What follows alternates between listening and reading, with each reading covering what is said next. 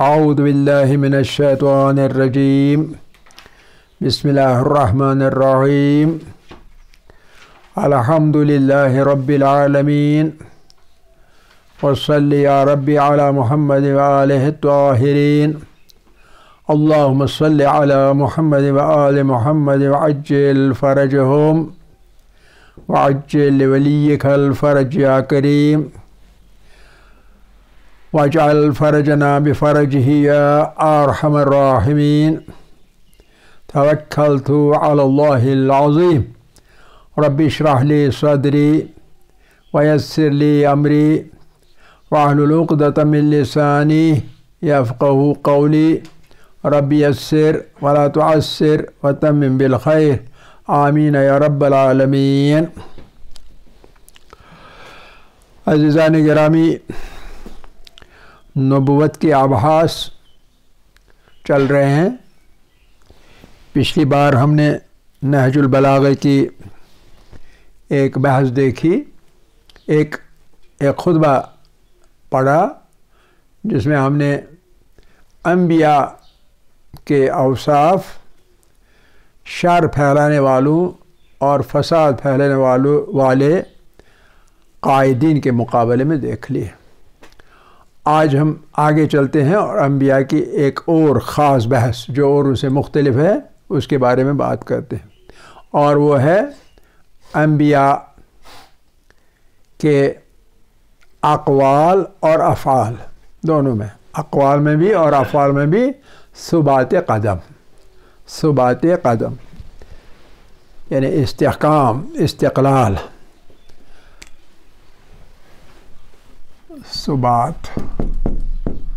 सुबात या इस्तिहकाम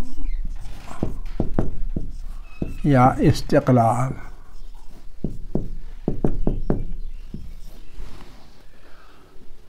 तीन चीज़ें अंबिया के अक़वाल में और अफ़आल में। सुबात होता है, सुबात क़दम यानी सुबात क़दम।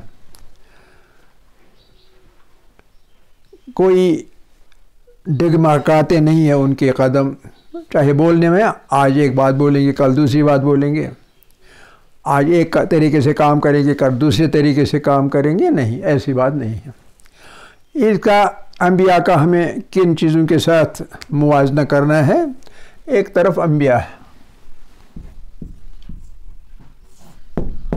अंबिया, और दूसरी तरफ कौन से लोग हैं? मिसाल के तौर पर दानिश्वर, फ़लसफ़ी यानी फ़िलासफ़र, फ़लसफ़ी, और कायदीन, सियासी कायदीन वगैरह वगैरह। ये सब लोग एक तरफ एक किस्म के लोग जो सोसाइटी को लीड करते, दूसरी तरफ अंबिया। अंबिया में औसिया भी आएंगे, अंबिया में उलमा भी आएंगे, है ना। कोई एक तरह के लोग और दूसरी तरह के लोग, ये रूहानी पेशवा और ये मादी पेशवा, मादी दुनिया के पेशवा ये लोग और रूहानी दुनिया के पेशवा ये वाले लोग। पहली चीज़ नंबर एक, हम देखते हैं कि मिसाल के तौर पर अंबिया जो हैं, नंबर एक अंबिया की सदाकत, नंबर एक अंबिया की सदाकत और उनका ईमान,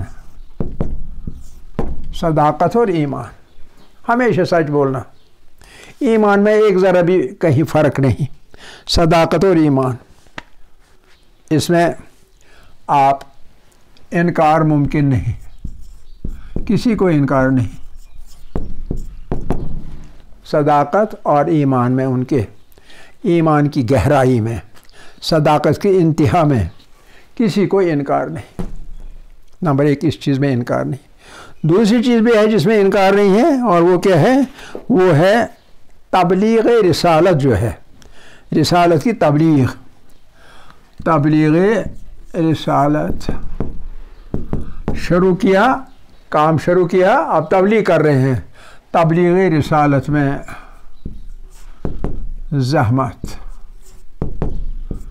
ज़हमतें बेशुमार ज़हमतें उन्होंने क्या नाम है उठाई हैं, इसमें भी किसी को इनकार नहीं। तबलीग रिसालत में ज़हमतें उठाई, लेकिन हमेशा सदाकत और ईमान का दामन उनसे छूटा नहीं है। इस चीज़ में किसी को इनकार नहीं। और एक चीज़ है जिसमें इनकार मुमकिन नहीं, और वो क्या चीज़ है? वो एक और चीज़ है ये कि उन्होंने जब अपना मिशन शुरू किया, वो मिशन किस चीज़ के ख़िलाफ़ था? वो सितम यानी जुल्म, सितमगारों और तबाही और बर्बादी के फैलाने वालों, तबाही सितम करने वालों और तबाही और बर्बादी फैलाने वालों के ख़िलाफ़ जो उन्होंने इक़दाम किया के ख़िलाफ़ इक़दाम,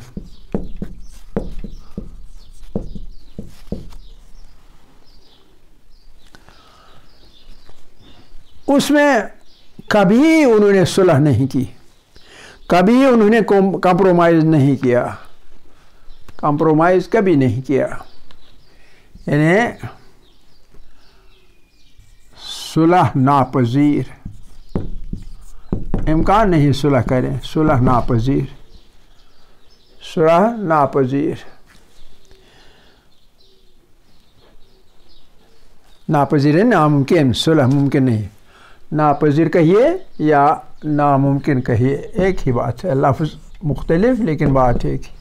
सुलह नापज़ीर है, सुलह नामुमकिन है। कभी उन्होंने इस चीज़ के साथ, सितम करने वालों के साथ, तबाही फैलाने वालों के साथ, बर्बादी करने वालों के साथ कभी उन्होंने सुलह नहीं की। यानी उसका मतलब क्या है? उसका मतलब है इस सिलसिले में आम तौर पर बाकी लोग क्या करते हैं? कंप्रोमाइज़ करते हैं। तो इस सिलसिले में कंप्रोमाइज़ नहीं, अंबिया ने कभी कंप्रोमाइज़ नहीं किया, यानी सुलह नहीं किया। इन लोगों के साथ कभी सुलह नहीं।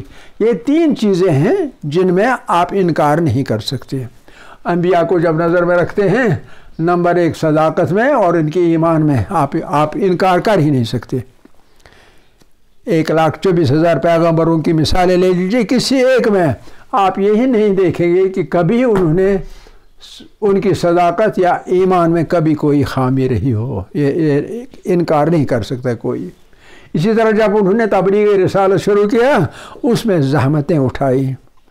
आप कभी किसी पैगंबर की मिसाल नहीं दे सकते हैं जिसने ज़हमत, मुसीबत, परेशानी ना उठाए।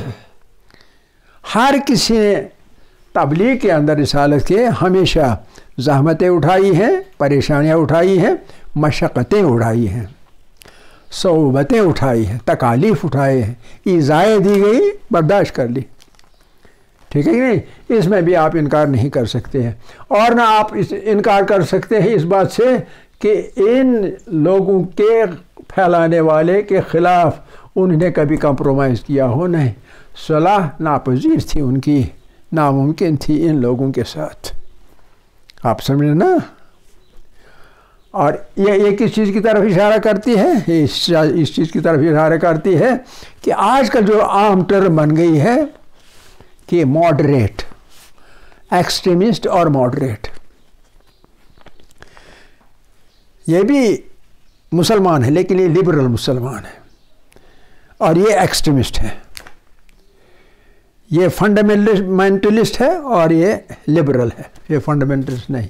तो ये बात अंबिया के सिलसिले में आप इम्कान ही नहीं ये बात सोचे हम कि कभी कोई उनमें से लिबरल था इन चीज़ों के बारे में। नहीं, सुलह नापज़ीरी, सुलह नामुमकिन, कंप्रोमाइज़ नामुमकिन। ये नंबर एक चीज़ आप देख सकते हैं। तो इसके ये नंबर एक बात। नंबर दो बात और वो ये है कि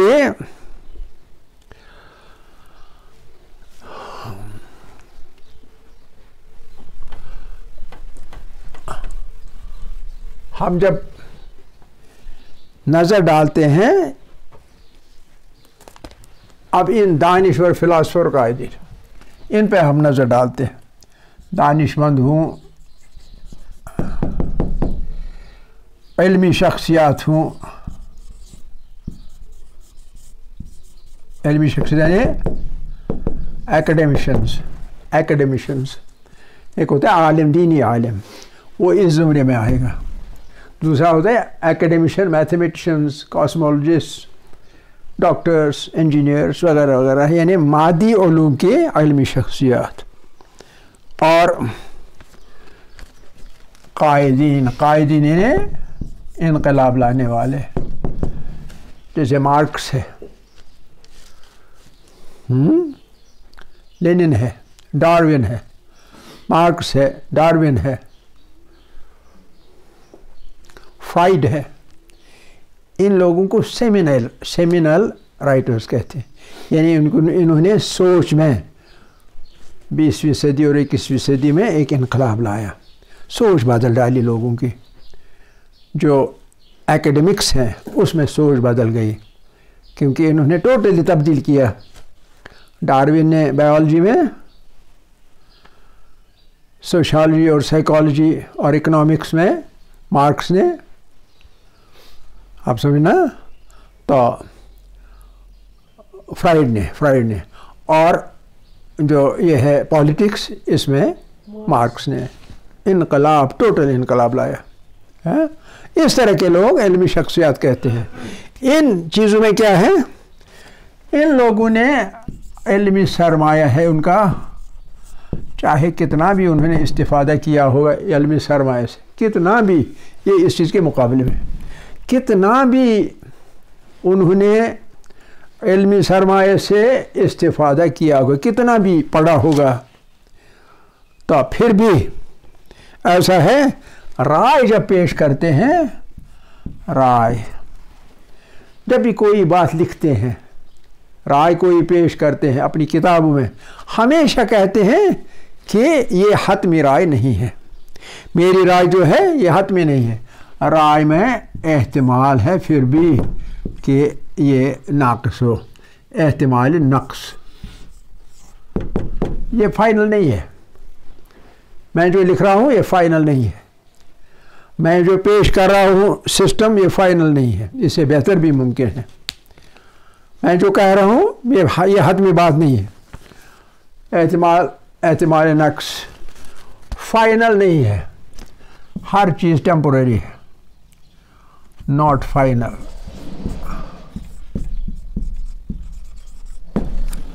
हतमी राय नहीं, हतमी फाइनल राय मेरी नहीं है भाई, चाहे जो भी होगा इनमें से वो यही कहेगा। और हमेशा हर डायमेंशन से, हर लिहाज से, हर बोध में वो रास्ता खुला रखते हैं कि आइंदा तहकीक होगी, मुमकिन है मेरी राय जो है वो उस वक़्त बदल जाएगी। हर किसी ने ये किया है, फिज़िक्स लीजिए, केमिस्ट्री लीजिए, वगैरह वगैरह लीजिए, जो थ्योरी आज है वो कल बदल सकती है। मिसाल के तौर पर हम मेडिसिन की बात लेते हैं, जब कुछ देर पहले, आज से कुछ डेकेड्स पहले, जब भी किसी को एसिडिटी होती थी एकदम से उसको देते थे बहुत चीज़ों के साथ, एक चीज़ वो है मिल्क, दूध जो होता है, इससे डाइजेस्ट ये क्या नाम है, एसिडिटी दूर हो जाती है। ये थियरी हाल तक यही राइज थी। डॉक्टर ये कहते थे दूध का 1 कप ले लेना सुबह सुबह, खाली म्यादा हो तो दूध ले लेना। आज इसका उलट है, आज इसका उलट ये है कि दूध से भी एसिडिटी पैदा हो जाती है। गोया बिल्कुल अपोजिट राय, आज की राय 2 डिकेड से पहले की राय से मुख्तलिफ। आप समझ रहे कि नहीं? 2 डिकेड से पहले ज़्यादा खांड नहीं खाना चाहिए, ज़्यादा मिठाइयाँ बच्चों को ना दिया करें, इससे ब्लड शुगर हो सकता है। आज की राय ये कि ब्लड शुगर और स्वीट्स का आपस में ताल्लुक़ नहीं पैदा होने में, हाँ जब पैदा हो जाए तब इसे परहेज़ करना चाहिए, लेकिन इससे ब्लड शुगर होता है ये सही नहीं है। पहले था कि इन चीज़ों से ब्लड शुगर होता है, ये मेडिसिन की हमने बात की। इसी तरह हर चीज़ के अंदर, समझ रहे कि नहीं? तो लिहाजा इस तरह के लोगों की राय हतमी नहीं है, एहतिमाल नक़्स है, साथ में रखते हैं। और रखते हैं कि फाइनल हमारी राय नहीं है, आगे के लिए रास्ता खुला रखते हैं अपना। क्यों? इसलिए कि इनका सोर्स जो है, इनका सोर्स है एक परमानेंट मबदा सोर्स है, वाहिद सोर्स है, जो क्रिएटर है चीज़ों का वो सोर्स है, उससे इनका ईमान उससे आ जाता है। लेकिन इनका इल्म जो है वो वक्ती है, टेम्पोररी जो सोर्सेज है उनसे इनको मिलता है। तो ये वजह है।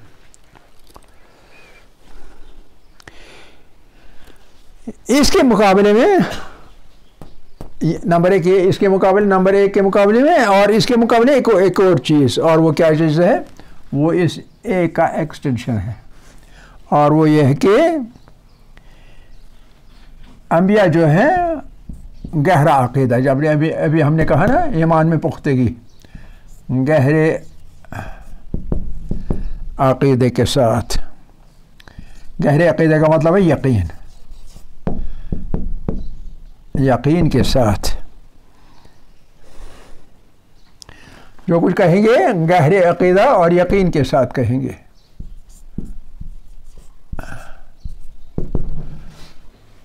उनकी राय, उनका जो कुछ है, उनकी तबलीग, जो कुछ भी है गहरे अक़ीदा और यकीन के साथ कहेंगे, और इसमें लिहाजा एहतिमाल नक्स की कोई गुंजाइश नहीं, एहतिमाल नक्स की गुंजाइश नहीं।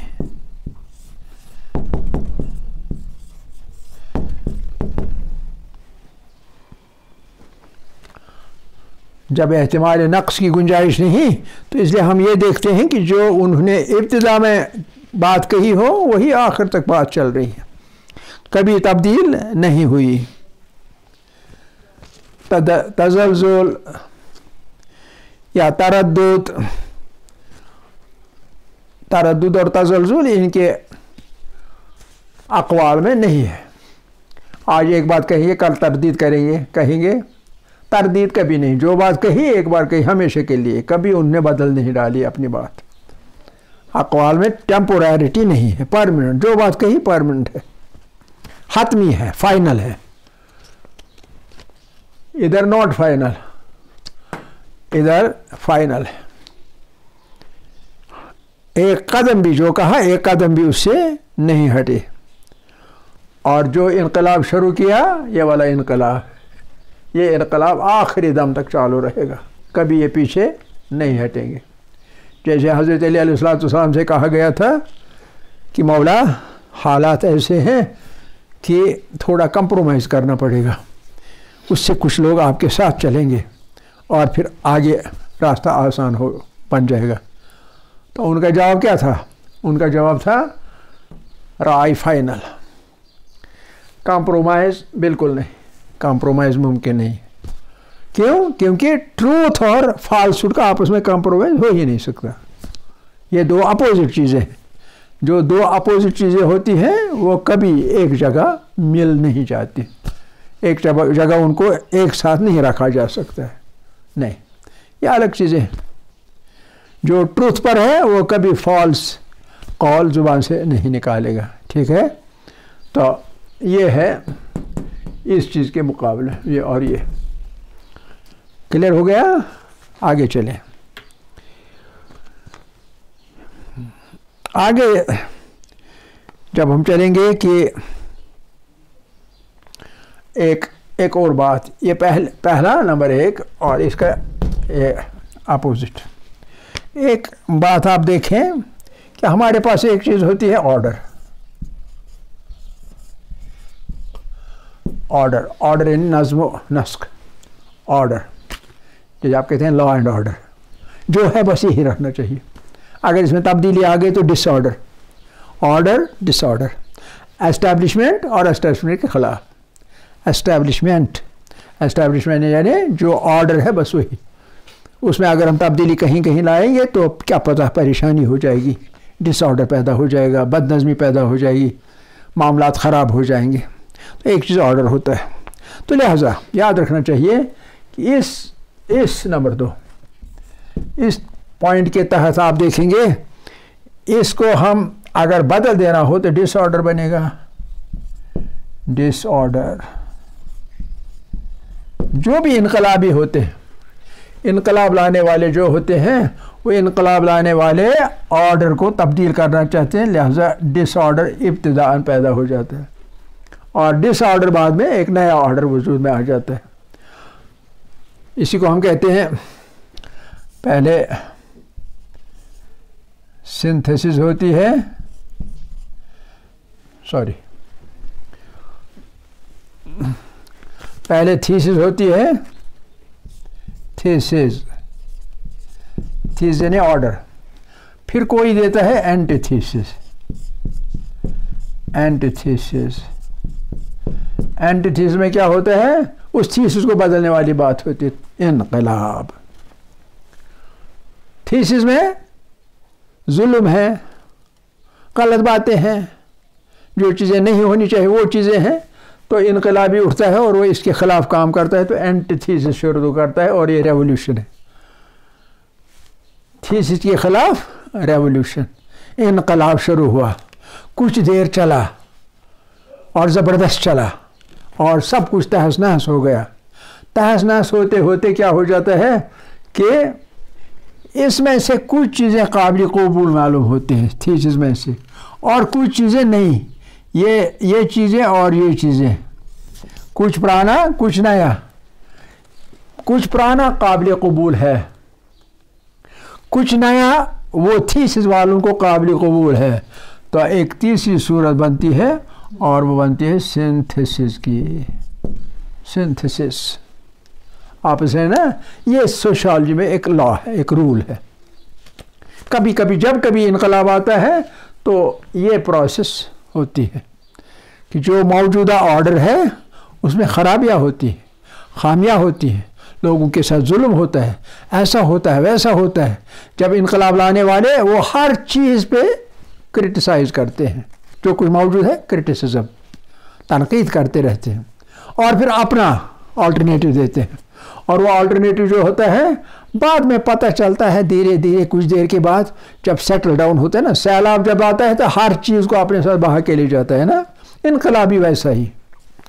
लेकिन जब पानी धीरे धीरे चल पड़ता है, हम देखते हैं जो रिफ रैफ है, घास फूस है, वो बहा के ले गया पानी अपने साथ। जो भारी भारी चीज़ें हैं नहीं, वो बैठ जाते हैं, सेटल डाउन हो जाते हैं, फिर सैलाब नहीं रहता है।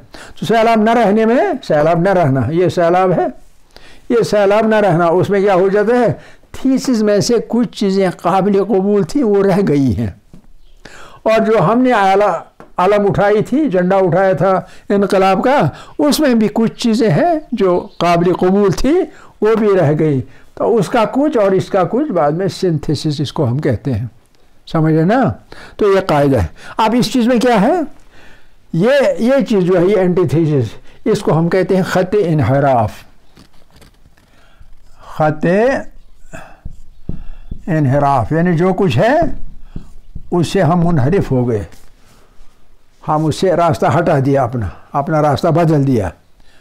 अब लाइन जो है वो मुनहनी हो गई, ठीक है कि नहीं, बदल गई, टेढ़ी हो गई। अभी तक इस लाइन पे रेल चलती थी गाड़ी, किसी जंक्शन पर पहुंच के गाड़ी दूसरी लाइन की तरफ पलट गई, तो ख़त इनहराफ आ गया। तो सोशल प्रोसेस में ख़त इनहराफ जब आ जाए, ख़त इनहराफ पर जब आ जाए, ख़त इनहराफ और फिर उस पर कायम रहना, हमेशा इसमें नतीजा क्या होता है, खौफ और हिरास, खौफ और हिरास। आप समझे ना, ये चीज़ हमेशा ख़त इनहराफ जो है ये क्रिएट करती है, जनरेट करता है खौफ को। क्या पता क्या होगा। लोगों में खौफ पैदा हो जाता है, खौफ में हिरास पैदा हो जाता है, परेशानी पैदा हो जाए, तरद्दुद पैदा हो जाता है। इसलिए बाज़ारों में से खाने पीने की चीज़ें पर टूट पड़ते हैं, ला के रखते हैं अपने घर में जमा, क्या पता कल मिले ना मिले, क्या पता ये इनकलाब कब तक रहेगा, क्या पता आगे क्या होगा, परेशानी, टेंशन, समझना। तो ये चीज़ें ये इस सिलसिले में आम है। तो जहाँ तक ये बात है, तो इस रास्ते पर कायम रहना, ख़त इनहराफ पर कायम रहना। अंबिया का काम क्या है? ख़त इनहराफ इन्वेंट करना, ईजाद करना और उस पर कायम रहना। ये तशवीश का, इज़्तिराब का, हिरास का, खौफ का, परेशानी का, तरद्दुद का बाइस बन जाता है। ठीक है कि नहीं? लेकिन ये चीज़ नज़र में रखिए। अब देखिए तारीख को खंगालिए। तारीख कहीं भी देखिए, हर ज़माने की तारीख देखिए, आप नहीं देखेंगे कहीं भी कोई मिसाल। तमाम रिसालतें जो हैं वो यही चीज़ हैं, ये इनकलाब, इनहराफ। कहीं भी कोई एक मिसाल नहीं दे सकते हैं जिसमें अंबिया ने तबलीग रिसालत के काम में, कार रिसालत में कहीं भी खौफ का मुजाहरा किया होगा। कहीं भी नहीं देखा होगा। खौफ का मुजाहरा कभी नहीं देखा होगा। ठीक है कि नहीं? यहाँ से इशारा आ रहा है कि टाइम ख़त्म हो गया, इसलिए अल्हम्दुलिल्लाह अव्वलन व आखिरन व ज़ाहिरन व बातिना।